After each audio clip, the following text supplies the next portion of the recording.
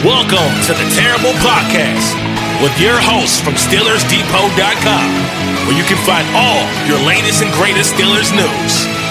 It's Dave Bryan and Alex Kozora, always lit, talking Steelers.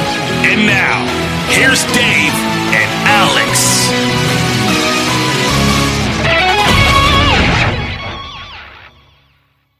Welcome to the Terrible Podcast, Season 13, Episode 86. He's Josh Carney. I'm Alex Kozora, SteelersDepot.com. Thanks for being back with us here this Wednesday, Steelers Nation. And I said Josh Carney there because Dave Bryan is on his darkness retreat with Aaron Rodgers, I believe. Now, he is out in San Diego for the next couple of days. So for today and Friday's show, Josh will be filling in, talking Steelers with me. So certainly appreciate Josh doing that. You guys just heard Josh last week during the Shrine Bowl discussion. He's obviously been a critical and key member of this site for so long. So Josh, appreciate you filling in for Dave today. Yeah, thank you for having me on again. Really appreciate it. And glad to have Dave get a much needed vacation. Hopefully it is not a darkness retreat in San Diego. 4 days in a dark box with a slit for food does not sound enticing. So hopefully Dave is having much more fun than Aaron Rodgers may be. I hope so. Yeah, I mean, not my cup of tea, but Aaron Rodgers wants to go spend 4 days in darkness. I don't really care what he does. I mean, he wants to do that. It's his life, not mine. So I don't know why he's getting all of that criticism, but that's a whole different discussion for a different time. Mm-hmm. A little bit later in the show, we'll have on Owen Straley, who was with you, Josh, at the Shrine Bowl in Las Vegas a couple of weeks ago. Wanted Owen on for the roundtable. He couldn't make it, had another obligation. So we wanted to talk about his impressions, his evaluations. He's got an eye primarily towards the defensive backs and the receivers. And so we'll talk about some Shrine Bowl DBs and wideouts in a little bit in the show. But we'll start here today. No major Steelers news here, obviously. Nothing breaking has come up since Dave and I last spoke on Monday, though. I thought Dave on Tuesday had an interesting article, and Josh, you guys know and listeners know, we're not the site that's going to connect and talk about every single potential free agent and how they should come to Pittsburgh and they need to be a Steeler. We don't like doing that stuff. It's generally low-hanging fruit. So whenever we do write about that stuff, and occasionally, of course, we do, it's for good reason. It's pretty notable, and Dave had a really good article yesterday talking about Chase Winovich and potentially, him becoming a Steeler whenever the new league year starts in March. And he's a guy that Pittsburgh had interest in coming out of Michigan and a guy that could be some outside linebacker depth. So I thought that was a well-reasoned argument by Dave. Obviously won't cost that much. He's played with the Browns, so there's some more familiarity there in recent years. So what were your thoughts on Dave's thoughts about Chase Winovich? I think Dave summed it up perfectly. I mean, you try to connect the dots when it comes to some of the free agent decisions they might make, some of the draft picks they might make. It's a little harder now that there's a new regime in place in a sense, but the Steelers have had interest in Chase Winovich dating back to when he was coming out of Michigan. I mean, obviously, as Dave pointed out in the article, he's a Pittsburgh native. He played at Thomas Jefferson High School. He had never played at Acrisure Stadium until this year with the Browns, and I think that was a big talking point with him. And it makes sense. They're on a budget, they're up against the salary cap. There's some moves they can make to free up some money, but that third edge position is a huge hole for this team. And it has been for a while. They've never really truly figured it out outside of that year when Bud Dupree was still here and Alex Highsmith was the backup. But he makes a ton of sense as that budget friendly, cheap veteran pass rusher. I think Tomlin compared him to TJ Watt in 2019, in a sense, mature beyond his years, hand usage and all that. It makes a ton of sense. And I thought Dave did a great job laying it out, and it would not shock me, if the Steelers circle back on Winovich. They had the interest coming out of Michigan. I'm sure there was interest when he was a free agent after his time with the Patriots. So it makes sense that he could be a name that's on the radar for the Steelers. Yeah, it makes sense. Pittsburgh, even under the new regime of Omar Khan, Andy Wiley still have, Khan, internal promotion, Mike Tomlin, of course, still being there. They always circle back to these names. We as much as anything, we look towards the pre-draft visitors from 4 or 5 years ago, and that's how we do a lot of our dot connecting, and that's how, in part, Winovich's name, resurfaces. My concern, though, is just, and he had a decent start to his career in New England, but just one sack over the last 2 years, rotational type of guy, only played maybe, I don't know, just over 300 total defensive snaps the last 2 seasons. Is that going to be truly a number 3, or do you feel like you're not going to get enough production to justify him being a number 3 type? Yeah, I don't think you're going to get enough production that he's that number 3 type. I think he's a solid 4 with special teams abilities. Kind of compete with Quincy Roche, who the Steelers brought back on a futures contract for that 4th spot. Even if they do bring in Winovich, I think they still have to address that 3rd outside linebacker spot, in the draft, whether that's on day 2 or early day 3. They just got to figure out the depth chart behind, TJ Watt and Alex Highsmith. We've seen those guys in the last few years, struggle with injuries throughout the seasons. They've missed time. You have to have a reliable guy behind those two. And I think we saw that play out very prominently in 2021. Malik Reed was not the answer, nor was Jameer Jones. So, I think if you bring in Winovich, it's probably on a veteran benefit deal or something of that sort, and he competes as the number 4. But you still have to go outside the organization in the draft and shoot high for that number 3 guy that can, play significant snaps and could certainly step into a starting role if one of Watt or Highsmith went down. Yeah, that's kind of how I feel. Again, I could see Winovich happening. I think it certainly makes sense as that budget, type of veteran depth option. But is he truly going to be a number 3? I'd rather go draft a guy, 4-year deal, cheaper, younger. I think more upside overall if he's a number 4 than really what is he doing for you right now. They tried some of these veteran guys, and Melvin Ingram fit, but obviously didn't like his role. Malik Reed didn't work. Taco Charlton didn't work. Derek Tuska didn't work. I think Winovich is better than Tuska and Charlton and, those types of guys. Jameer Jones is a number 4 as a defensive player, but I think there'd be work to do even if you brought Winovich in. Again, I've always been in the camp of DeMarvin Leal becomes that hybrid type player, that big edge when he needs to be, sub package, 3rd down, interior type rusher, essentially how he was used this year when TJ Watt was out. That would be what I would do with DeMarvin Leal. Will Pittsburgh do that with him? I'm not sure what their plan, what their vision is with Leal in 2023. Mm-hmm. Do you think if they were to bring in, Winovich type and obviously having Roche back on the futures, do you think that pushes the need for that 3rd edge slightly down the draft board to like a day 3, that 4th round, 80 overall, 119 overall range rather than maybe that day 2 in between picks 32 and 49? I would take a Highsmith level approach in the sense of they drafted Highsmith as a 3rd round guy. I understand the situations were a bit different because Dupree was a pending free agent. They knew they weren't going to be able to re-sign him. And so that was kind of the insurance that Highsmith was going to start in a year. But I want high capital investment into my number 3 outside linebacker because it is such a critical position. Unless you're going to make Leal that guy. If you make Leal that guy and say he's going to basically be the de facto backup, then I think it lessens the need, lessens the, I don't want to say obligation, but the feeling that you have to address that sooner than later. But you got to have guys behind there. I mean, Mike Tomlin's called outside linebackers the engine of the Steelers defense. Right. And as you said, Josh, with TJ Watt having injury and Highsmith has kind of battled through stuff last year and in 2021, you got to protect yourself. I mean, if you lose any of those guys or either of those guys for any length of time, your defense is radically transformed the way you saw it without TJ Watt this year. So I'd rather go with a high draft pick, even if it is kind of a bit of a over drafting to justify the snap count.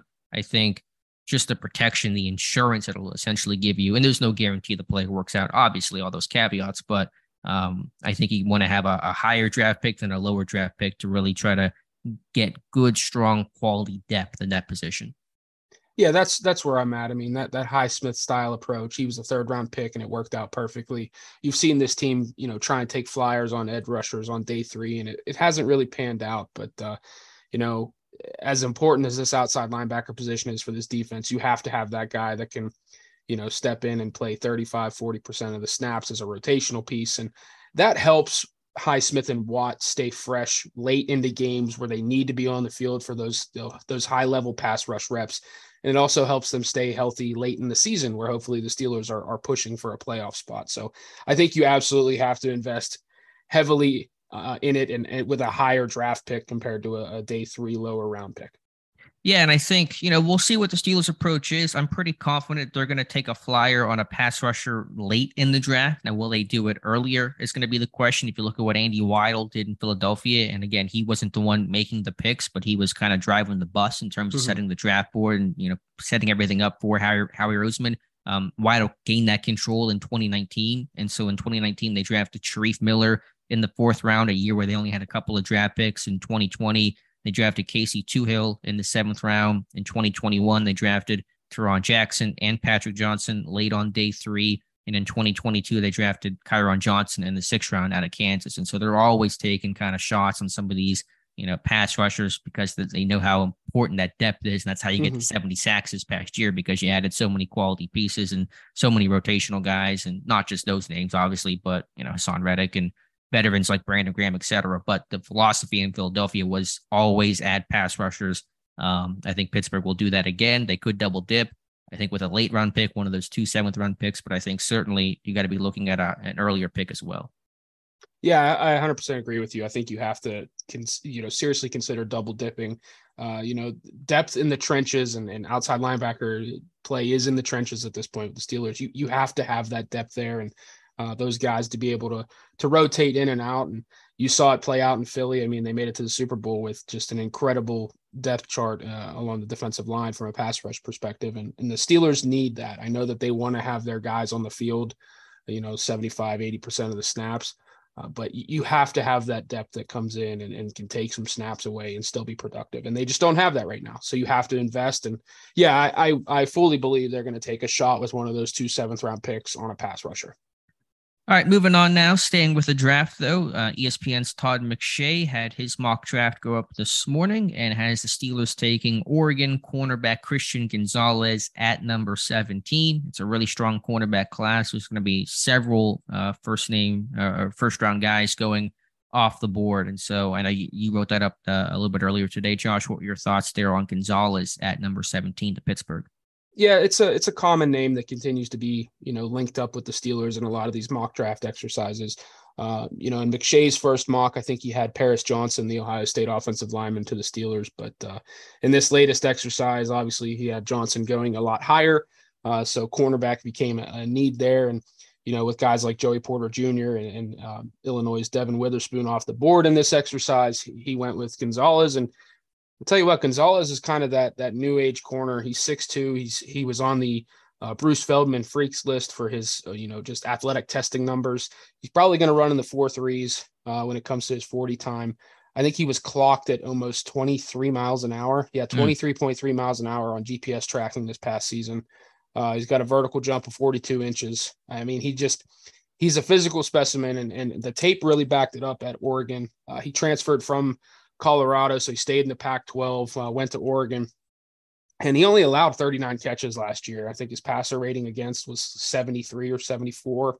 He was a really solid guy, just a very smart cornerback. He's not as physical as I would like him to be at the position, but the ball skills are really impressive. The athleticism is fully on display in his tape, and he would be a guy that is kind of a plug and play matchup cornerback right away in the NFL. And, I think he certainly fits, but I definitely want to see more physicality from him in terms of coming downhill and defending the run. You don't have those teams in the Pac-12. So maybe he just wasn't asked to do it as much because of the conference he was in. I don't want to say he can't do it, but it's a common name that's mocked with the Steelers, and it makes a lot of sense. I think cornerback is their top need, right along with defensive line and inside linebackers. So pretty pleased to see McShay go cornerback there. I believe Keely Ringo, Cam Smith, and Brian Branch in the secondary were all still on the board. So I can't really, fault the decision to go with Gonzalez here with McShay.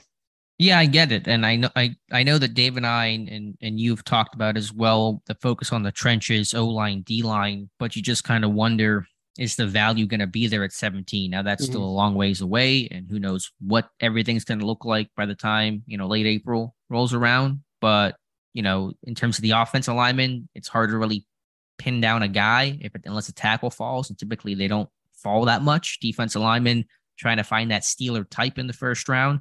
We talked about, Brian Brisset with Dave on Monday, but outside of him, maybe a bit harder to find a name. And so the value of the cornerback position, because it is such a strong class, there are so many names, could that outweigh the value and the grade of a defensive lineman or an offensive lineman? And Gonzalez is going to be one of those first-round guys that may be too tough to pass up on if he slips and falls to number 17. Yeah, I think it's going to be very fascinating, that decision at 17 and how it affects number 32 overall. I mean, you talk about the offensive line depth. I don't think a tackle is going to be there at 17. So you're really kind of looking at, Osiris Torrance, the guard from Florida. Is 17 too high to take a guard at this point? Do you try and wait until 32 to get a guy like Minnesota's John Michael Schmitz, that interior versatile piece? Or do you take Torrance at 17 or the best available defensive lineman, whoever that may be, and hope that a cornerback that you like and is a fit in your scheme is there at 32 or 49 overall? So it's very fascinating. I think it is certainly a very deep cornerback class. They could take the risk and wait until 32. A guy like Utah's Clark Phillips, the third, could be a fit there at 32 overall, but it's going to be very interesting to see how the board breaks leading up to 17, because if there's no tackles there, there's no real defensive lineman that fits. Do you go linebacker with someone like Clemson's Trenton Simpson, or do you just take the top corner, which could be Gonzalez or, right, South Carolina's Cam Smith, or, if Illinois' Devin Witherspoon or Penn State's Joey Porter is there, do you just pull the trigger on those guys and address cornerback early and figure out 32 after that? So I find it very fascinating. I can't wait to see how it plays out, but I don't have a good feeling that one of those top tackles is going to be there at 17, and it makes it pretty hard to try and reach or project on an offensive lineman at that spot. I know that McShay doesn't make these mock drafts kind of with the history aspect to it, but for us putting on our Steelers, what have they done? The Blues Clues. Last time they drafted somebody first round West Coast was DeCastro in 2012. And so will they be at that Oregon Pro Day? Historically, Tomlin doesn't go out there. Will that change under Kahn and Weidl? We'll have to see. But I just think about those things for whatever reason. Pittsburgh, just in general, they don't draft West Coast a lot, and especially in the top rounds. Which, it's very interesting because Mark Bruner is kind of their West Coast scout in a sense. I know he's just got the general college scouting position on the staff, but he's kind of the go-to guy on the West Coast, and they don't really draft West Coast guys for whatever it's worth. He does a lot of work. He puts in a lot of time and effort on the road. He was in Vegas the entire week, kind of leading the staff there at the East-West Shrine Bowl, but they just don't, for whatever reason, go with those West Coast guys. So it will certainly be interesting to see, if Mike Tomlin and the rest of the front office makes that trip to Oregon for the Pro Day. I'm just looking at the Steelers draft history right now, and I'm trying to get my geography right, but it looks like the last time they drafted basically anybody Pac-12, even anything close like Rocky Mountains, West Coast, was Juju in 2017 out of USC. And then also that year, Brian Allen out of Utah. I'm trying to look at the last classes since then. I'm not seeing anybody that's out West. And so that was one of the things that made Pittsburgh pretty predictable. But again, the question we'll have to kind of learn along the way is how much do things change under this new regime of Kahn and Weidl? And we're not expecting wholesale changes, and it's going to be tough to maybe ascribe certain moves and any changes to one man, or because you never know exactly who's kind of driving the bus there. But that has been one of Pittsburgh's quirks for years, is they kind of are a east of the Mississippi type team. And so we'll see if that continues. Yeah. I think school. No. Yeah, I'm trying to see. No, okay. I thought I saw a West Coast guy before them, but I had that wrong. So we'll see. But I think just to the idea of cornerback Gonzalez for McShay, that's a fine pick there. Yeah, I think it's a fine pick, and we'll see how it plays out here and with the combine. And I'm sure they will meet with him at the combine. That's kind of a formality, but we'll see what happens with the Pro Day stuff if they make that trip out there. If they do, then he should firmly be on the radar as that guy at 17. But for now, it's just speculation, but he's certainly a fit moving forward. Do we know the whole Pro Day schedules? I don't think they've released that yet, honestly. I'm looking at something. Looks like there are some out there. Let me see if I can see Oregon's. It's going to be March 14th at 10:30 a.m. So that's right around the start of the new league year. And they've got a lot of prospects, so. Yeah, that's true. Are there any other competing pro days on the 14th? Looks like Northwestern. I don't know if I'm looking at a full exhaustive list here, but right now I'm just seeing Northwestern. I'm sure there'll be others that day, but we'll see. I'm just seeing Northwestern as well. So March 14th is a big day. Sticking with the draft, this will be a pretty draft-heavy episode here for Josh and I. And again, nothing super urgent, nothing earth-shattering. But I thought PFF had a controversial article yesterday as Mike Renner went through the biggest draft mistakes for each team over the last 5 years. And for Pittsburgh, they didn't go Devin Bush, they didn't go Kendrick Green, they didn't go anything else. They went essentially saying that Najee Harris drafting him in the first round in 2021 was their worst mistake. Now, they didn't say directly that it was Najee Harris. They just said the idea of drafting a running back over offensive line, kind of doing it in the reverse order where they're building outside in as opposed to inside out. That was their evaluation. Obviously, PFF, not a fan of taking running backs in the first round, not a big fan of running backs in general, so I'm not surprised to see that slant. But to call that the biggest mistake of the last 5 years, when you have Devin Bush, when you have Kendrick Green, to me, seems a little out there. Yeah, it was a little disappointing to see that, but I kind of figured just with the way PFF operates and their belief in running backs, not saying it's right or wrong, but they definitely do not like running backs in the first round. I kind of figured they were going to list that as the biggest mistake, especially after, guys like Creed Humphrey, who they were connected to have gone on to be a star in the league. Harris hasn't quite gotten there, but I don't think Najee's a bad player whatsoever. I think he certainly needs some help up front, and the Steelers are in the process of certainly doing that. But I didn't really have an issue with the pick when it happened. I think I had more of an issue with the selection of Kendrick Green, in the third round, and then trying to pigeonhole him into being your day one center. And it backfired in rather spectacular fashion.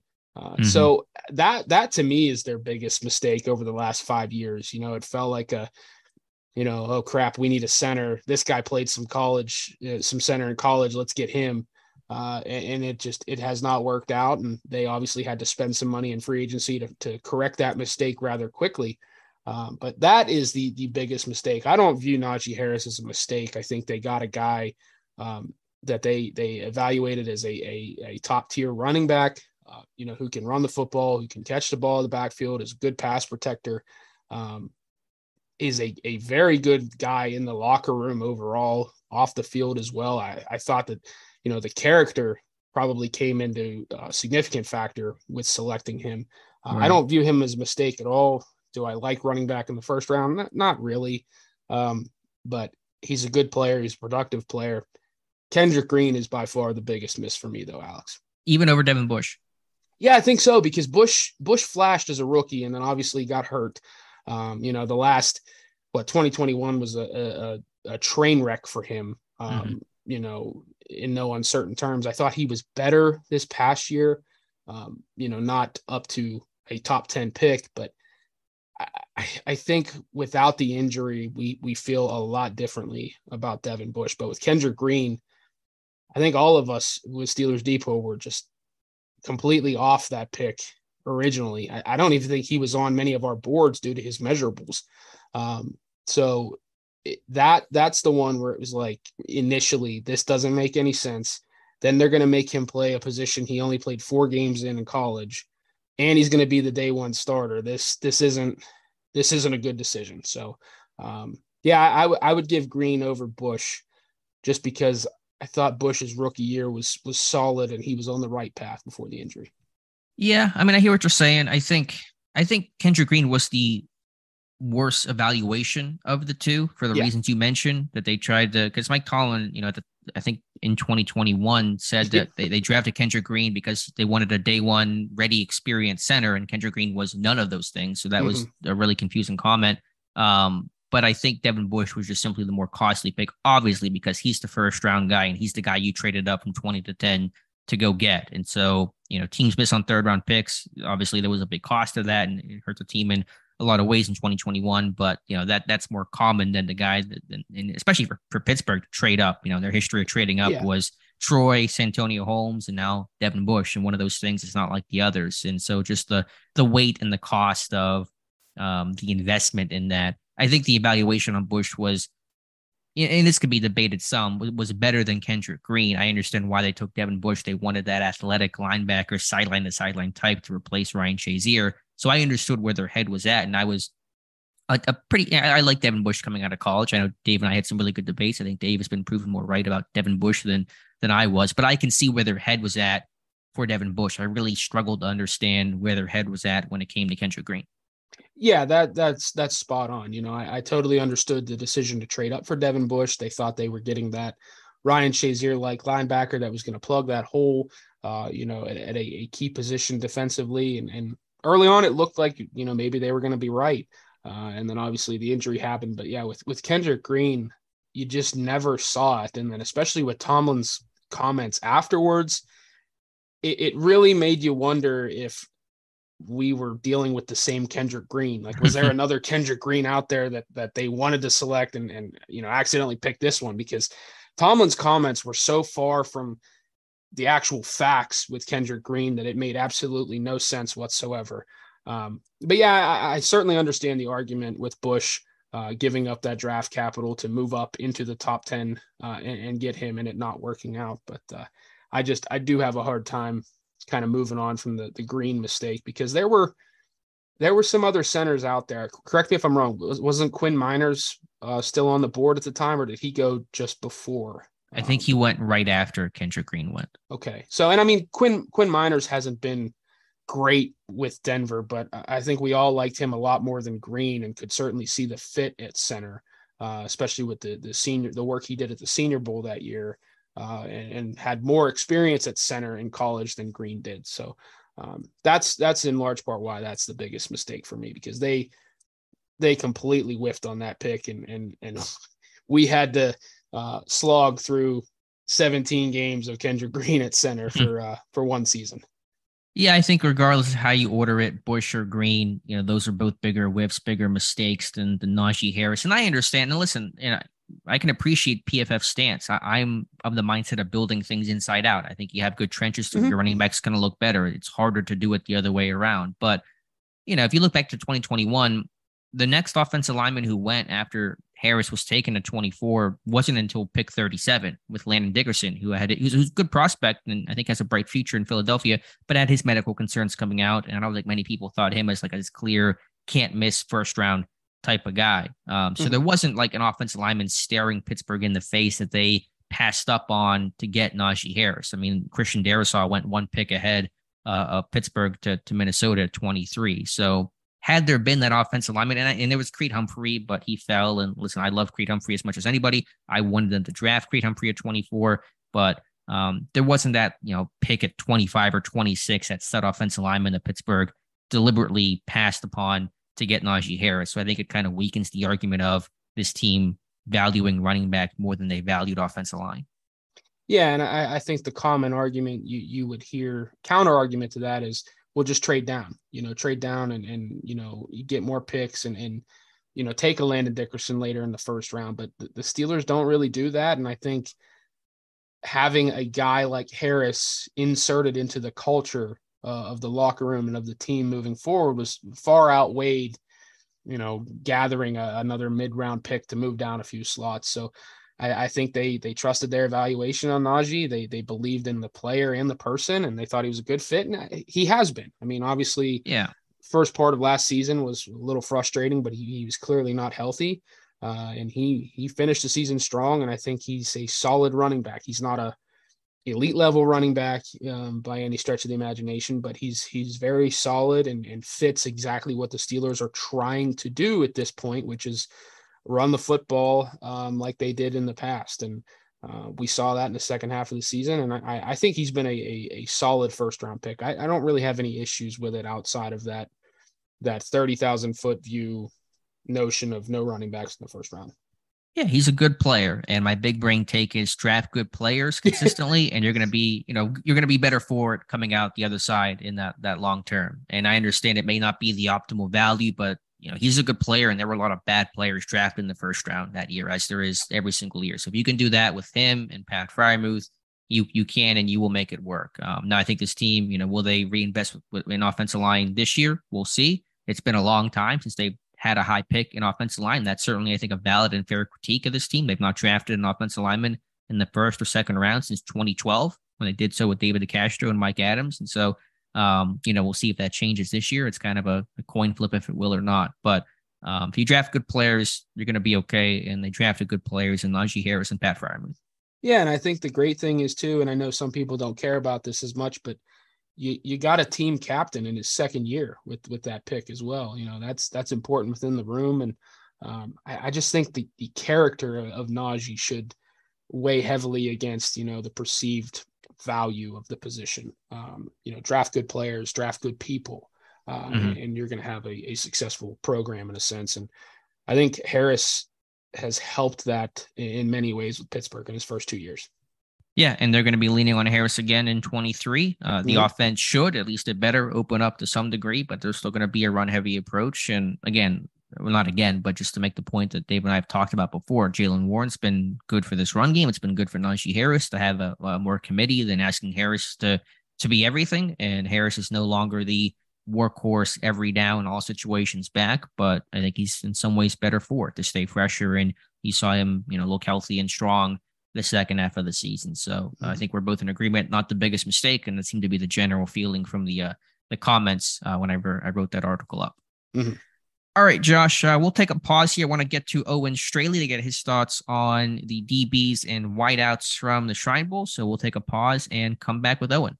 And welcome back to the Terrible Podcast. And as Josh and I talked about at the top of the show, we're having on Owen Straley, who covered this year's Shrine Bowl over in Las Vegas. Owen was unable to make the meeting we had last week with the Shrine Bowl roundtable, so we still wanted to get Owen on this week to get his thoughts, analysis, impressions on what happened. Owen, how you doing? I'm doing pretty good. Thanks for having me.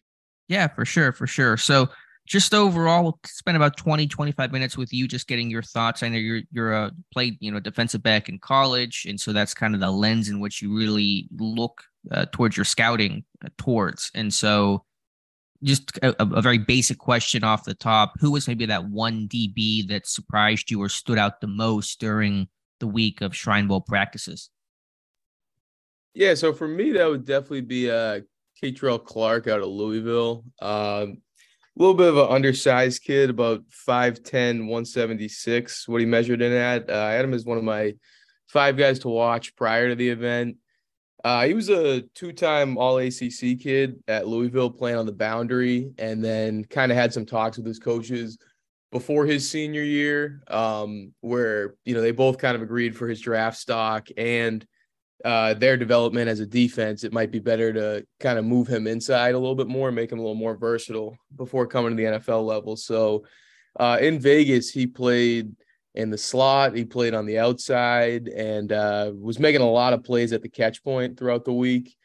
And then especially in the run and screen game, he just showed to be a really physical kid. And I think it was day 3, I did a film room on him. He was by far the best player on the field for either team that day. So was definitely super impressed by him.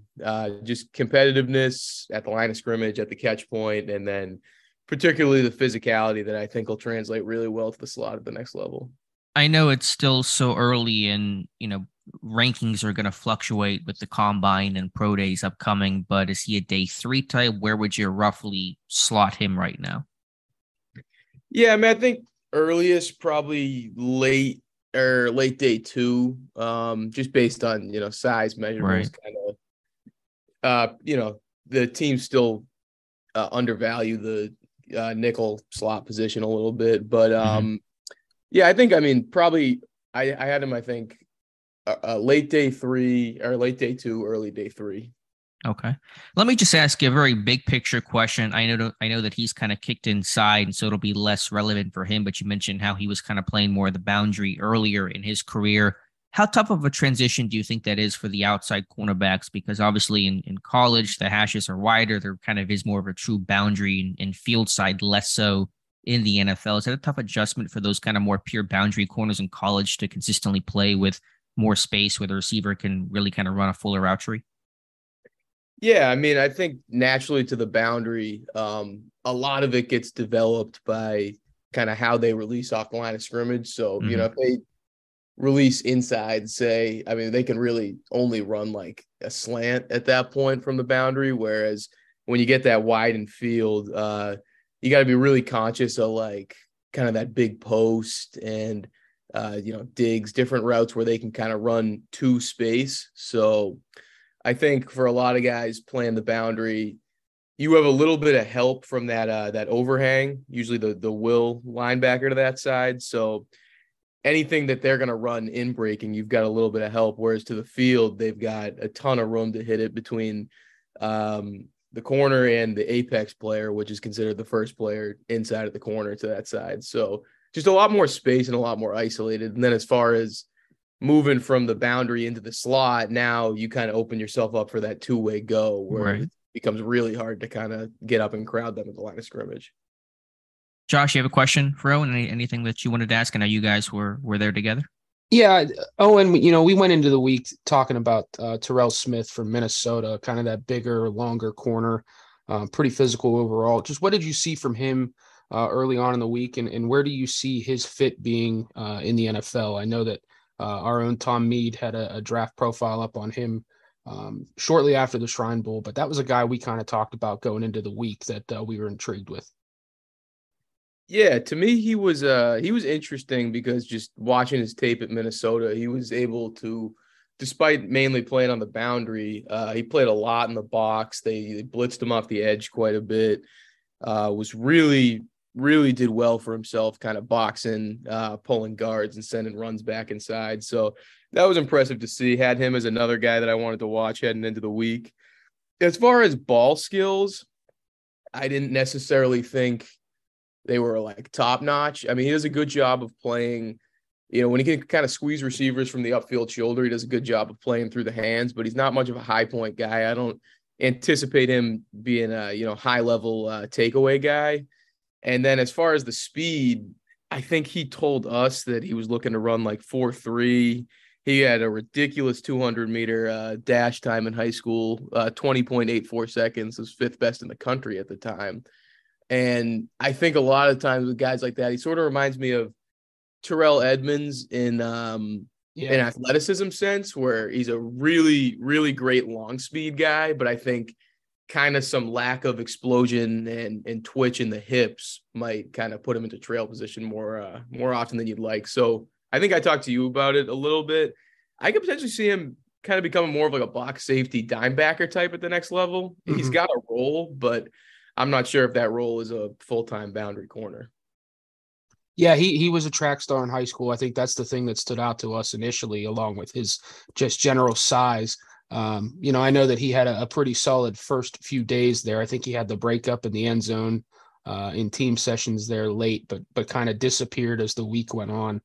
The only other guy I wanted to ask you about, Owen, and I think he's a personal favorite for us. I know you're going to have an interview with him coming here later in the week, but UAB's Starling Thomas V. Just tell us about what you saw from him. I think he caught your eye right away in practice, just with his overall build, his movement skills, his mentality. Yeah, so he's actually one that I had done a little bit of research on coming into it, but then when we were talking about guys we wanted to interview, Joe C. Gave him a mention. So I was like, oh, that's another guy who's gonna say take a look at him. I'm definitely going to. He's 5'9", but he's 194 pounds, so he's a little bit bigger in the frame, and I think that actually could allow him to potentially have some inside-outside versatility at the next level. He was on Bruce Feldman's freak list, 2022 first team All-Conference USA, had 15 pass breakups this past season. And he did some kick return and punt return stuff at UAB too. He was fielding punts and kicks in Vegas as well. He, to me, is an extremely, extremely twitchy athlete. And, that's obviously a big plus. But what I really loved was the technique that he plays with. Extremely low in his stance, super patient, and kind of off and catch man coverage. And he really did well for himself in some battles with Liberty's Demario Douglas throughout the week, who, I think we can both attest to this. Douglas was torching everybody in one-on-one sessions and 7-on-7 sessions. So to see Starling be able to hold up in those matchups and be competitive at the catch point was definitely extremely encouraging.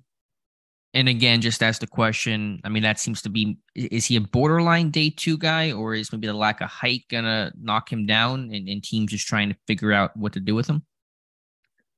To me, I think he said he didn't have a combine invite at the time, I believe, when we interviewed with him. But to me, he's the type of guy where the difference between him and Clark is Clark's probably at best like a 4.4 something guy. When it comes down to testing, I genuinely think, especially in a pro day setting, Thomas could crack like 4.3 or something. So that's enough that could probably bump him on some team's board on day 2, actually.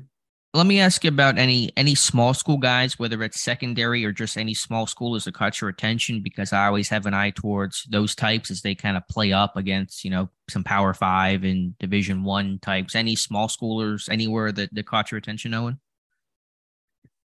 Not as much. They added that DB from Portland State later in the week. Yeah, Anthony Adams. But I'm trying to think. Josh, was there any small school receivers that were particularly interesting? Because I mainly watched receivers and DBs at this one. I mean, I don't consider him small school just because it's an HBCU, but Shaq Davis was interesting. I was kind of talking him up all week. Outside of that, I mean, I know that we were intrigued by Jadakiss Bonds going in from Hampton, but he kind of had a rough week as well. But no, nobody really stood out small school wise at receiver, and certainly not at defensive back. I mean, the only one you could really make a case for was Nick Jones, but that's Ball State. It's not that small. Right. So there really wasn't anyone that was that small school, feel good story that improved their stock significantly over the week. Oh, and let me ask you about wide receiver then, since obviously you're watching DBs, but you're watching the relationship between DB and receiver. What receivers, if any, caught your attention? Yeah, so I mean, obviously we only got to see 1 day of Zay Flowers, but he came out and I thought immediately showed kind of why he's being projected where he is.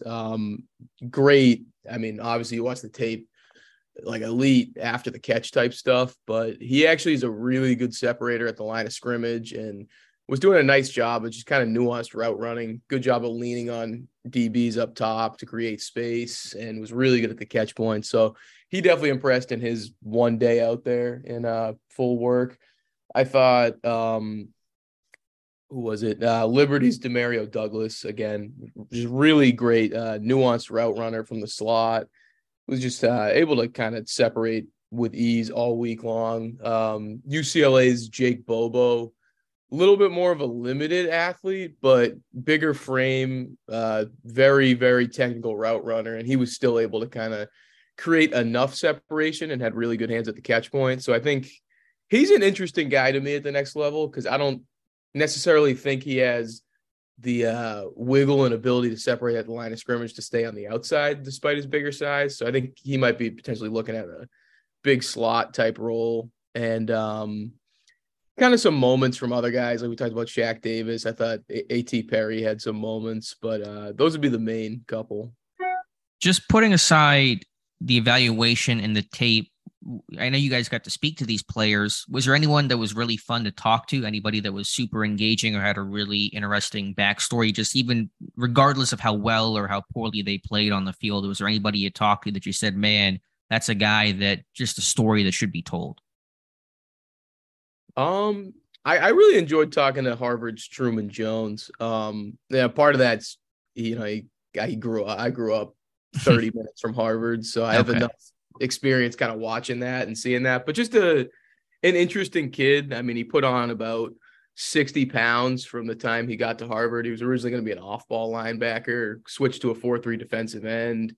And then this past season, kind of again, them helping him out a little bit, trying to get him ready for the NFL draft, gave him some work as a 3-4 outside backer, dropping into coverage. So he said that was, a bit foreign to him, but he was definitely a strong kid that I think looked raw out there, but there's definitely some kind of clay to mold there on that one. And then Jaden Woodby as well. I enjoyed that conversation. Just kind of him going from Florida State to BC. I was kind of able to ask him about the differences between the defense he played at Florida State and what they play under Halfley, which is a little bit more in that kind of Ohio State family. So that was just interesting as far as a kind of schematic development.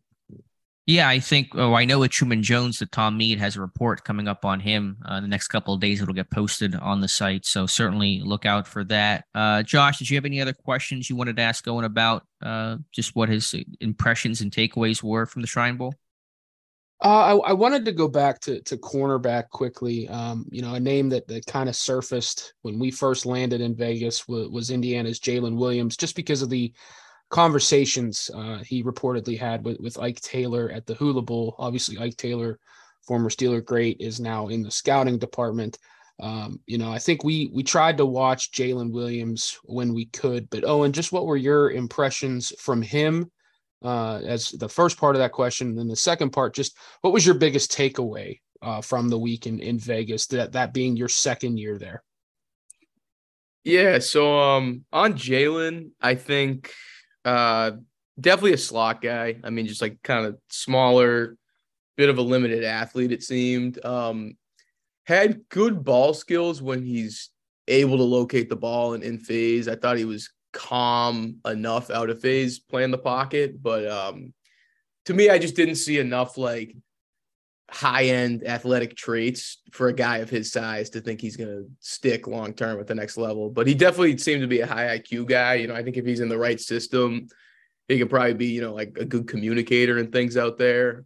So I can see why Ike would, like him, DB to DB, but I think he was not, I wouldn't say one of the most like, 5 impressive guys I was watching out there, specifically at the cornerback position. And then the just kind of bigger takeaways, I think the further and further I get into the scouting of this, it's so easy to get so focused on results based. How did this guy win or lose this one-on-one rep? How many reps did he win in team sets? How many pass breakups? And I think the more and more I'm looking at it is I focus more on traits and how does this guy project outside of this setting, because we talked about it last year with Brock Purdy, who did not look great at all in Shrine Bowl practices. And, a lot of it comes down to it's a practice setting. There's no full contact. They're working with people they've never worked with before. It's super vanilla offensive and defensive schemes. So it's hard to, make baseline impressions of, oh, Deshaun Jameson got beat deep for a touchdown in one-on-ones. I don't think he has the long speed to play at the next level. So just kind of trying to be more patient with guys and take a more wide-eyed approach. Yeah, I think that's a great approach to look at the traits and how things translate and not be that prisoner of the moment based on one rep or one practice, because it's just a very small piece of a very large puzzle. I just want to ask you about, I know it probably doesn't matter all that much, but as somebody who's played college football, been through practice settings, was there any difference between the way that the Patriots ran their practice versus the way the Falcons ran their practice? It sounded like from things that Josh and others said last week, there was kind of a difference in energy and tone and just style. Not saying that it's good or bad, but what difference was there between the two sides? And do you think that was maybe beneficial for one side or the other? Yeah, so the Patriots, I thought, ran it more kind of like a traditional practice week where it was intense and physical on the early days before they kind of ramped it down for more of a walkthrough on day 4. Whereas, we kind of talked about the Falcon staff and almost felt like they were playing catch up after maybe they had gotten some tape of the other practice or something, because it was kind of light on days 1 and 2.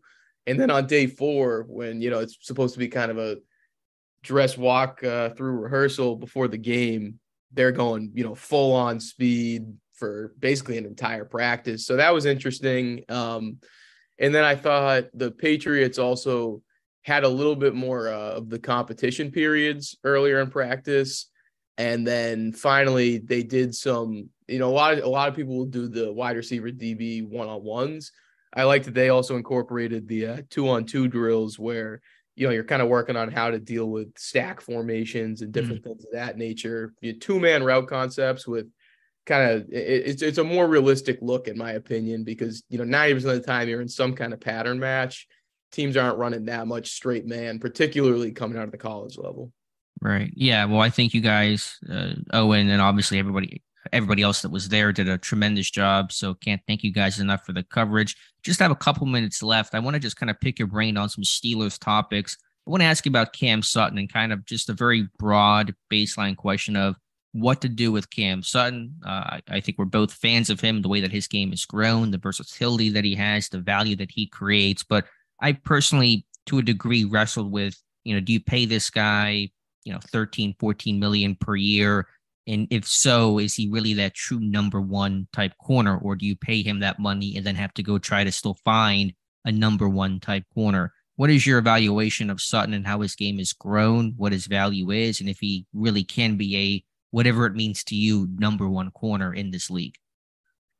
Yeah, so me and Josh actually talked about this one a decent amount in Vegas. I think with Sutton, I mean, he offers you so much more than necessarily being just that, quote unquote, number one corner. I mean, what they're able to do with him, effectively, he can move into the slot. He can play that dime backer. A lot of the invert stuff they do involves him. So those are, I think, you almost would need 3 separate guys to replace the skill set that Cam gives you. Is he ever going to be, a guy that can line up and travel with Devontae Adams for 60 snaps in a game? Probably not. But in that same vein, there's probably 3 guys that you're comfortable with allowing doing that in the NFL. So I think the whole number one corner thing could be a little bit overstated when, again, I think you got to talk about how many guys are just true, bona fide. I can trust him in an isolated matchup for an entire game guys. They don't exactly grow on trees. As far as re-signing him, I think you need to. And I think, to me, the big thing is if you're going to re-sign him and, let's say, draft a guy with the first or second pick in the draft, I don't think you're necessarily doing that to replace Cam Sutton. I think you're potentially thinking a year down the line and saying, okay, Levi Wallace has a good season. Maybe that's the guy we can let walk. So you're investing money into the position now. And then, if you're to pay Cam now, by the time this rookie hits, say, his 5th-year option or his second contract, Cam's contract is probably winding down. He's a little bit older. So I think the timeline exists where you could potentially bring a first rounder in, work him along slowly with what I think is a pretty good secondary in place right now. But yeah, I think long-term, definitely want to look to add another guy to that group as well. Yeah, just to be clear, I wouldn't, drafting a corner high wouldn't be to replace Cam Sutton. Obviously, if you're going to pay this guy and pay him handsomely, he's going to start. He's going to have a, an every down type role. And I understand. I think number one corner can be a little too vague and broad the way that number one receiver can be. But just in the idea of, you're facing Jamar Chase twice a year. Do you have a guy that you feel like you can put up against him to battle and fight? And of course, you're not going to win all of those battles, but you want a guy that you feel like you can put out there against him twice a year for the next decade, because he's not going to leave Cincinnati anytime soon, I'm sure. And so that would just be the thought, not just because of the cost it may take to sign Cam Sutton, the high level top 15 type corner money, to maybe not be that high level coverage guy. But I think obviously he's gotten more comfortable on the outside, had a really strong year in 22. And for the reasons you mentioned, and the versatility he offers, that's the value in trying to bring that guy back. Just wanted to ask you the question because it's something I've just kind of wrestled with and kicked around. Let me ask you as well, just about the slot position. Obviously, Cam Sutton can, and more towards the back half of the year, bumped inside. Do you think they should get a Mike Hilton type, kind of a pure all situations type slot, or should it be that kind of committee approach where Millette was playing, rundowns and Sutton would bump inside more passing downs and Norwood can do it occasionally? Would you like to see them have kind of a guy in the slot? Or are you okay with kind of the by committee approach they've taken? Yeah, so I think the beauty of having a Cam Sutton, again, is that you can go into the draft without being pigeonholed into, okay, we need to fill the slot. Okay, we need to fill the boundary. So I think ultimately they're probably looking to take best available there. But yeah, I think ideally you'd like to have them, I just profiled Travius Hodges-Tomlinson, who sat out at the Shrine Bowl. But I think that, those are the kind of interesting names.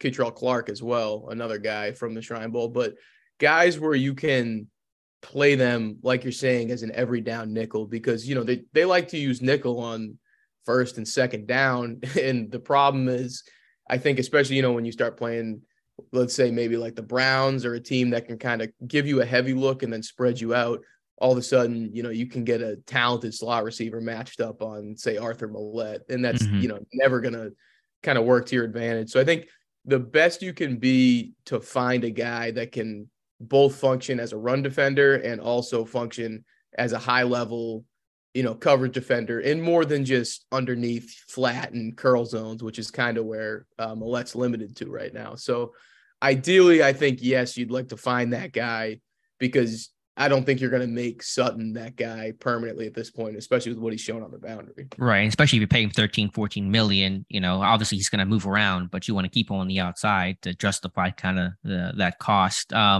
Who are your top corners in this class? Just of all the names in there, it seems to be a really strong quarterback class, especially underclassmen, especially first round guys. I know you're probably still working your way through some of the tape. Maybe you don't have a definitive answer on that, but of the Witherspoons and Joey Porter Jr.'s and Christian Gonzalez's, et cetera, who's maybe the top guy you're feeling right now? Yeah, so out of the top guys, I've evaluated Cam Smith. Really, really liked his tape. Kind of reminded me a bit of Stephon Gilmore, just a bigger guy that can, move around, really good technician. So I enjoyed his tape a lot. From what I've seen on Witherspoon, he's a pretty uniquely gifted, athlete and extremely physical player. Porter, I think I'm always a little bit wary of the kind of lack of ball production guys. Just, I think it's tough to see it necessarily translate at a high level to the NFL if you're not producing it at the college level. Haven't gotten into Gonzalez as much as I would like to. And then it's kind of gonna, keep working on him throughout. I think I got the Utah kid, Clark Phillips III, that I'm working on next. I just did Rajon Wright as well out of Oregon State. Was pleasantly surprised by his tape, so I think that's a interesting kind of day 2, day 3 guy to look at a little bit longer. Gotcha. Josh, any final questions for Owen? No, I don't. I think you pretty much covered it there. I've told Owen this. Every time he writes something for the site when it comes to cornerback play, I learn something. And I think he's just a massive asset to have for the site and for the team overall. And it was just a blast working alongside him in Vegas once again. That was the second year in a row that we kind of shared a room there and tag teamed practice coverages. And you learn so much just being around him when it comes to, coverages and technique and all that. And I feel like I'm a better evaluator just spending a week with him each year. I just can't say enough about what he brings. Yeah, I think, Owen, you're so articulate and specific. And I think scouting and projections is all about specificity. And anybody can just say some of the broader big picture stuff. But when you kind of really get into the details, I know obviously with your background playing the position, playing college football, it helps, but really appreciate that. Do you have fun in Vegas? Do you have a good time just besides all the football stuff? Yeah, absolutely.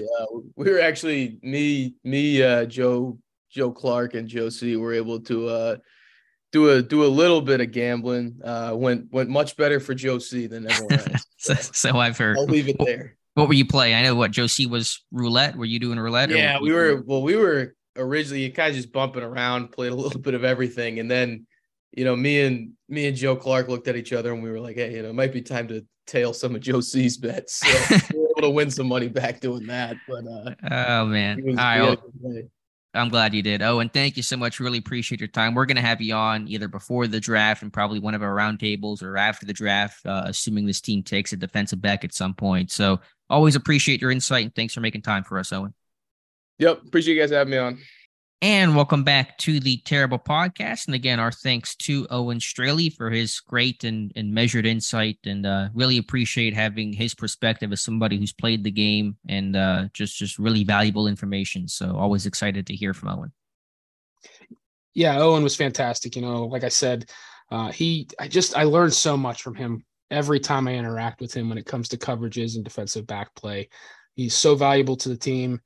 And just having that experience at the college level at the position, being able to bring that to an evaluation standpoint, is just huge for the site. And I think he does a great job and is incredibly valuable to not only us at Steelers Depot, but to Steeler Nation in general. Absolutely. So let's kind of continue, though, with our draft conversation. I know it's been a couple days, but I want to, since you're on, Josh, talk about your first Steelers mock draft that came out on the 10th and your 7th round kind of first crack. And again, it's a first edition. A lot of changes will happen. Don't have a lot of Blues Clues. For agency, we'll adjust things. But let's just kind of walk through it and kind of talk about each pick and why you went there. Talked about corners a little bit ago about Christian Gonzalez. You have a corner going to Pittsburgh at 17. A different name, though, Devon Witherspoon from Illinois. So why him and why corner? I currently have Witherspoon as my cornerback 2 in the class. I think he fits everything the Steelers want to do defensively. He's that, position versatile guy, can play the boundary, can play the slot. He's incredibly physical. I mean, a lot of his tape, he just comes downhill, sticks his face in the fire and really lights people up. Really good ball skills. I know that there's some concerns about the size. Overall, I think he's going to come in right around 5'9" or so. But he just has that little people mentality that Mike Tomlin talked about with Arthur Millette, like just physical, huge chip on his shoulder. He can handle any role you throw at him. And I think he'd be an ideal fit for the mentality of the Steelers defensively and would certainly emerge as one of the top guys in that cornerback room.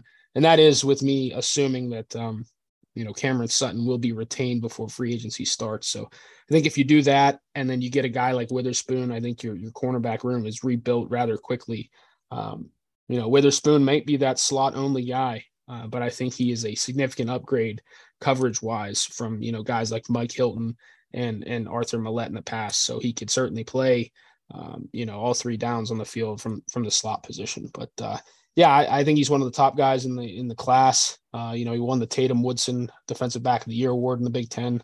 It's a pretty high level award. I think he won the Jim Thorpe Award as well this past season. So the production is there. The tape is really, really good.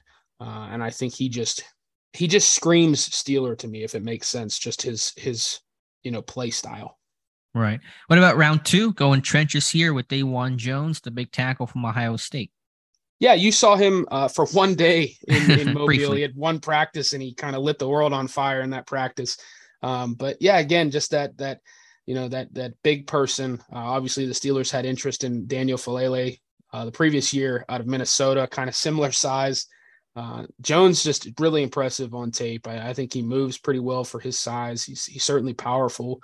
I think he's a right tackle exclusive guy. I think he could play left tackle in a pinch, but not exactly where I think his strengths are. Reminds me a lot of Orlando Brown Jr. Obviously, we know quite a bit about him from his time in Baltimore, and now he's the starting left tackle in Kansas City.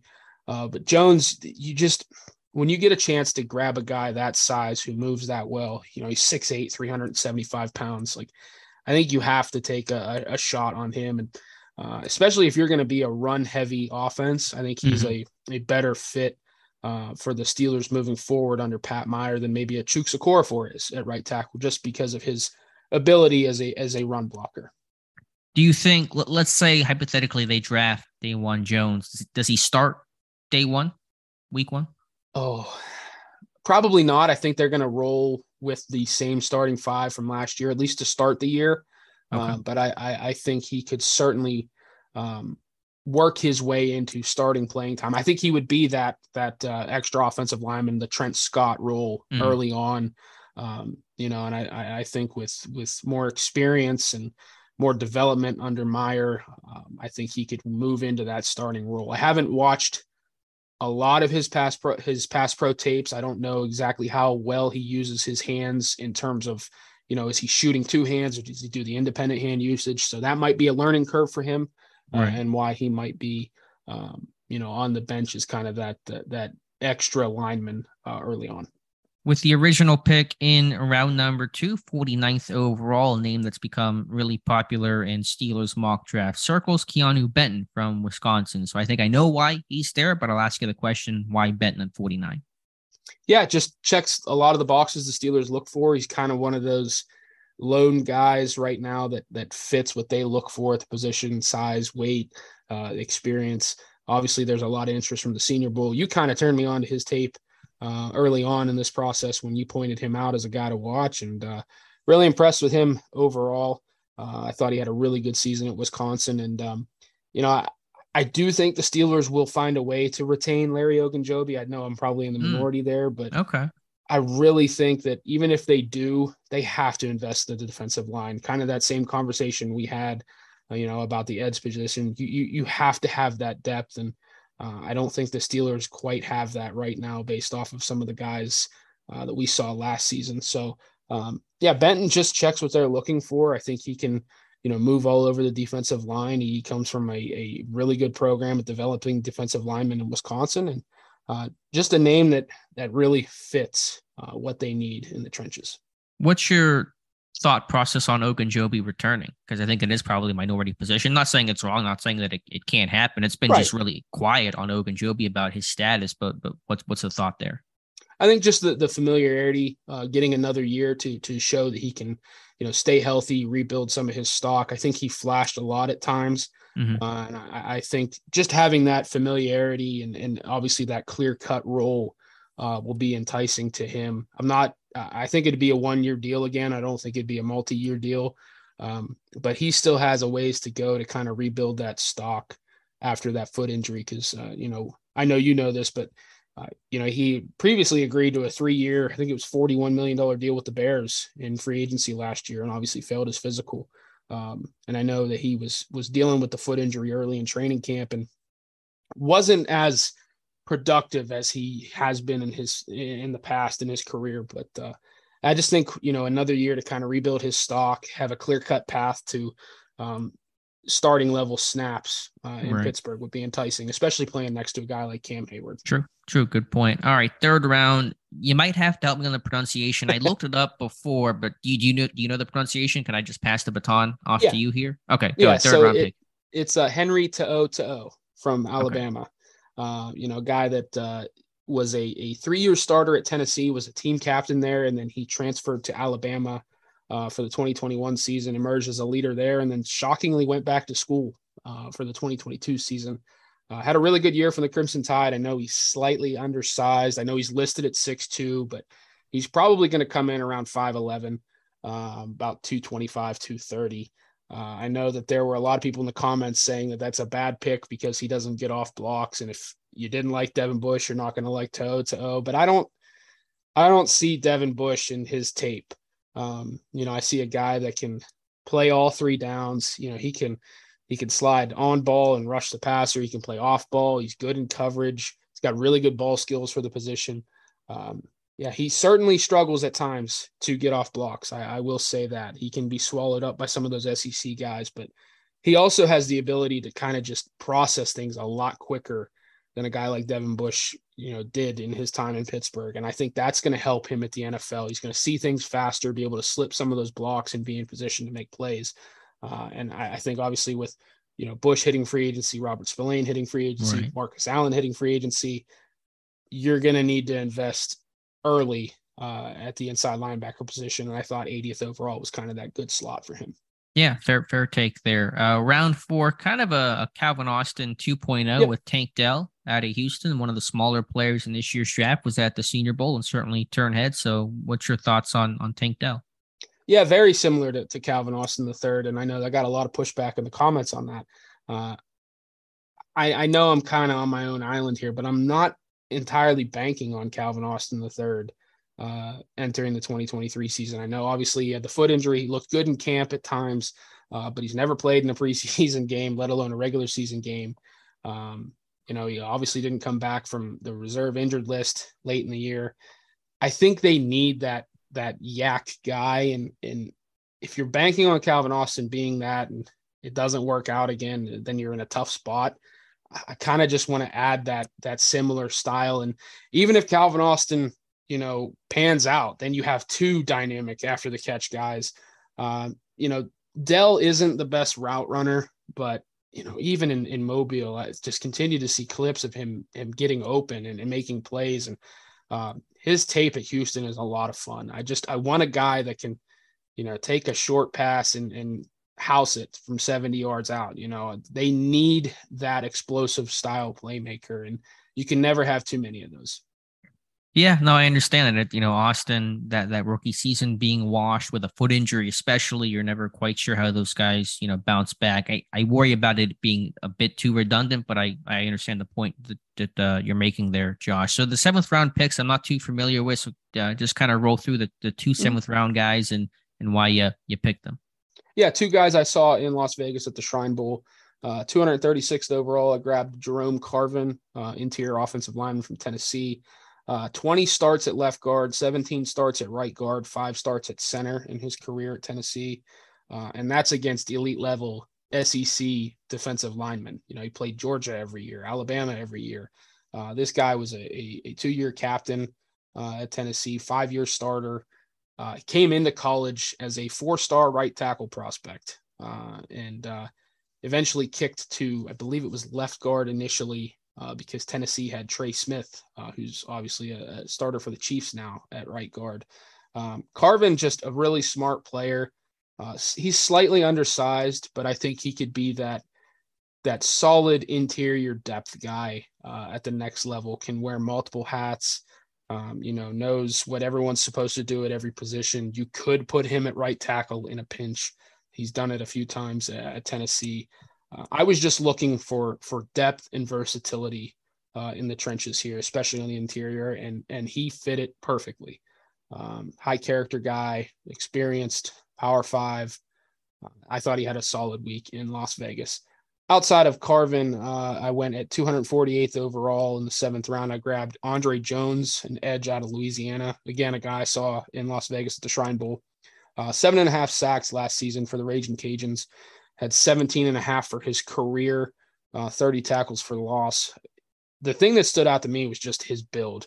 Just under 6'5", 250 pounds, 33.5-inch arms. He looked different on the field compared to some of the other edges that were in Las Vegas. Really used his length well. Good get off the football.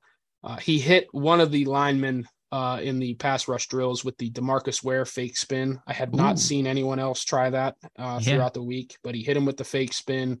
He showed a good ghost rush, a long arm. I think he's a solid developmental piece worth taking a shot on. Did not play much special teams at Louisiana. Very early on in his career he did, but sophomore year on he really didn't, so that could be an issue.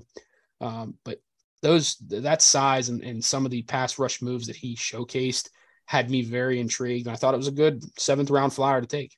Yeah, I think the build is certainly where you want it to be. And we just got done talking about, we think that Andy Weidl's going to have influence on those late round dart throw pass rushers. And Andre Jones seems to be a tremendous fit there. And then Carvin with the other 7th-round pick, versatile, pedigree, Power 5, that seems to check all those boxes as well. So I like both of those picks. Yeah, and I'll obviously have another one coming here later in February. But the only pick I wasn't super set on, honestly, was the Tank Dell one, because there is that redundancy. I do love his tape overall, but I was struggling to find that home run threat, that that developmental Z guy that you can maybe kick inside or what have it. But that's the guy I settled on. What was your most concerning pick of that mock? Yeah, I just probably Tank Dell, just because of how similar it is to Calvin Austin. And I understand, you don't know exactly what you're going to get in Austin, but I think it's just a little too hat on a hat. But Dave and I had this conversation too. It's kind of hard to find that slot receiver, because typically you have the two types, the small types that are the Tank Dells, the Calvin Austins of the world, then your big slots, your Cooper Kupps, Juju's, what Chase Claypool tried to be in Pittsburgh, Chris Godwin. And for Matt Canada, I think he wants that smaller type to use the jet sweeps, Steven Sims, Gunnar Olszewski, that's how those guys were used this year. And so if you take one of those smaller guys, to probably some extent, they're going to be kind of similar to Calvin Austin, quicker, space type of players. So I think regardless of what name you slot in there, it's going to probably have some overlap based on what you already currently have on the roster. Mm-hmm. Yeah, it was certainly hard to find that. And even in Las Vegas with the Shrine Bowl, there weren't those small, quick slot guys. The only guy that really fit that role, or that I guess those traits, was Demario Douglas from Liberty. Everyone else was kind of that bigger, physical slot guy. I know that Dr. Mel and Owen are very high UCLA's Jake Bobo, but I'm so worried about guys that don't create separation and rely on contested catches a lot. Yeah. I mean, I think big slot can work, but is that what Matt Canada wants? I mean, it didn't work with Chase Claypool, and he wants guys that they can move around with, all that orbit motion and receiver run game type stuff, and RPO screen game. And so that typically would, drift towards the smaller traditional type of slot receiver. So it's kind of hard for me to find that guy. Mm-hmm. Yeah. And I mean, I don't fault anyone for banking on Calvin Austin III coming back. I was very intrigued by his tape, and I was hoping we would get a look at him late in the season. Obviously that didn't occur, but I'm not going to fault anyone for banking on him and kind of slotting him in as the slot receiver, the number 3 in this offense. I personally have concerns, especially when you talk about a foot injury for a speedy guy like Calvin Austin III that kept him out for his entire rookie season. I don't know what the history is on that in terms of NFL overall on guys that missed their entire rookie season. But I have concerns there. And Tank Dell was certainly, kind of the same thing, very redundant as Calvin Austin III. Right. But yeah, the tape I am just very, very intrigued by, especially after the catch. Gotcha. Well, nice mock draft overall. You said you'll have another. Will that be after the combine, before the combine? What are you thinking? I'm probably going to do one the week before the combine. Okay. And then I'll wait. And, I know you and Jonathan Heitritter are going to probably roll out mocks right after the combine. I'll probably wait a few weeks there and kind of just watch more film and see how some of the chips may fall. But I'll have one right before the combine. All right, cool. Good deal. Last thing we wanted to talk about today, it's just a real brief side note, kind of jumping off of the Super Bowl, watching Kansas City get those 2 walk-in touchdowns with Kadarius Toney and Sky Moore, and just kind of the overall view of watching the way that the Chiefs dominate in the low red zone and their use of motion to, in scheme overall and scouting to really use teams' rules against them. And Chiefs talking about how they knew that the Eagles would overrun that initial jet motion. And so they, doubled back and kind of, went back to the flat and got the Eagles out of position for those 2 walk-in scores. And I just went through the 11 shotgun pass plays inside the 5-yard line that Pittsburgh had this past year to see what did they look like? How much motion did they use? What were the concepts? And the offense, obviously, going through the tape, and you see that in an article I wrote for Steelers Depot yesterday. You just see this offense being a lot more static. On 7 of the 11 plays that I'm talking about, there was no motion at all. On only 2 of them, there was motion at the snap. And so you just felt an offense that, had a decent motion rate overall. I think they were the 10th ranked offense in terms of motion, just generally speaking. But in that low red zone stuff where space gets tight and you really want to have scheme that wins out, didn't see as much of that. So just one thing to watch for next year, hopefully to see more motion and just just finding ways to exploit what defenses do, what their tendencies are. Yeah, and I think that motion this coming season has to have more purpose to it.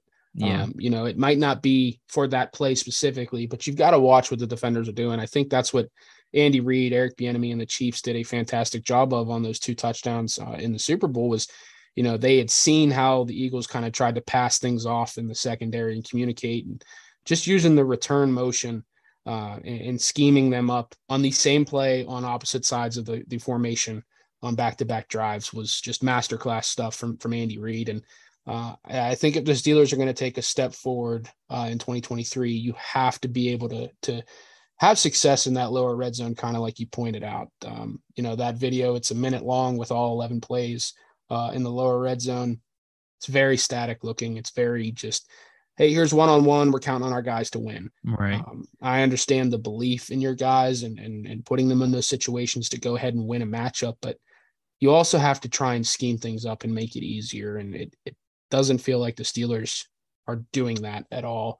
And that's concerning because it feels like sometimes when you're watching some of these explosive offenses in the NFL, it's like they're playing a different game at times. So I think you did a great job with that article. And yeah, it was remarkable to watch the Chiefs just kind of toy with the Eagles in the lower red zone. And to be fair, that this hasn't started with Matt Canada. No. It's not brand new. This happened under Todd Haley. It happened under Andy Fietner, and it's happened under Matt Canada. And so it's not exclusive to him. And obviously, when you have Patrick Mahomes and the great weapons that they have, you can unlock and do more. But those two specific plays with the motion, you don't need Patrick Mahomes to run that kind of motion. You can have anybody. You could have me back there, and you could run the motion. We wouldn't complete the pass, but you could run the actual motion. You could game plan and be inventive and creative in that. And I would argue that teams that don't have that level of top tier talent need to be more creative to combat and go against and win against top defenses like the Eagles. You better have something super creative, because if you're just trying to win mano-a-mano, you're going to lose against a top tier defense like Philadelphia. So I think if anything in Pittsburgh, it becomes more important to win schematically, because you might not have the personnel talent matchup advantage. And that's going to be the challenge for Matt Canada this season. I thought at times last year he did a good job of building things off of certain looks he gave and certain plays that were run down the stretch. But you have to have that recall as well from watching other teams in the league and how they defend a certain situation. I think you had in your article, I think it was the Chiefs kind of stole what the Jaguars did when they ran the same concept against the Eagles earlier in the year. They saw how the Eagles defended it. The Chiefs kind of tweaked something slightly, and the next thing you know, it results in 2 touchdowns on the biggest of stages in the NFL. So you've got to scheme up ways for your guys to win. I think that's the key to coaching in today's game. You're going to have the pieces on the field, but your scheme has to be solid, and you have to outcoach the other guy. It's that simple. And just letting your guys try and win one-on-one isn't really outcoaching anyone. So you got to try and give your guys a leg up with the scheme. And that's going to be the challenge for Matt Canada this year. Right. Because odds are Pittsburgh will not have the top offense in the AFC next year. The Bengals are going to be better. Chiefs will be better. Bills will be better, et cetera. So you're going to have to find ways to gain an edge. And the Chiefs gained an edge in this game in a very evenly, matched contest by some of the schematic wins in critical situations like low red zone. And you got 2 of the easiest touchdowns you're going to see in Super Bowl history, purely based off of scouting and game planning and scheme. And you don't have to have A+ talent to run that kind of stuff. So just one of those thoughts, one of those things we'll be looking for next year. Mm-hmm. When was the last time the Steelers were above average in the red zone offensively? It hasn't happened often. It happened one year under Randy Fietner. I think it was 2018, I believe. They were actually had the number 1 red zone offense in one of those years. I want to say 18 because in 19 they had the 32nd ranked offense when they lost Ben and everything went to crap. So it was like first to worst. I think was the thought that I had there. So under Todd Haley, they always underachieved. They weren't terrible. They would be like the 8th or 10th or 12th best red zone offense when you had some of the best offensive line, Ben and AB and Bell, and I always felt like that unit didn't always finish drives. They weren't bad the way they are right now, but they weren't as good as they should have been. Fietner got them good for 1 year, and then over the last 2 years, it's been, I think, in the 20s, and this year it was 23rd under Matt Canada in 22. Yeah, that's rough. But again, it's not anything out of the ordinary from the Steelers. They've had the one good year, and every other year it's kind of just been very bland in the key area of the field. So if they can just kind of figure that out and get closer to that top 10 than the bottom 10, I think they'll have a lot more success. All right, Josh, any final thoughts? Anything else you wanted to discuss today? No, I think that's it. I'm sure something will happen this week with Dave away. It just feels like that's kind of how it goes. Yeah. But I hope Dave's enjoying his vacation, much needed on his end. So outside of that, man, I appreciate you having me on and trusting me to be the co-pilot here. It's been a blast. Yeah, it's been a lot of fun. And again, thanks to Owen Straley for hopping on, and we'll see what Friday brings. It'll be at least me and Josh. Maybe we'll invite somebody else. If not, then it'll just be the 2 of us. So I'm realizing I've forgotten to write an outro because I never do these outros. So we'll see how this thing goes. No reader emails.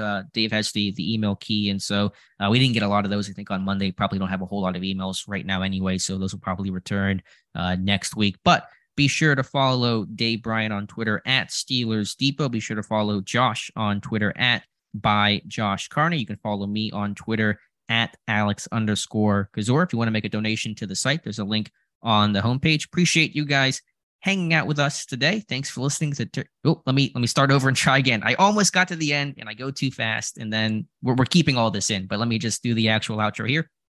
Thank you for listening to the Terrible Podcast with Josh and Alex.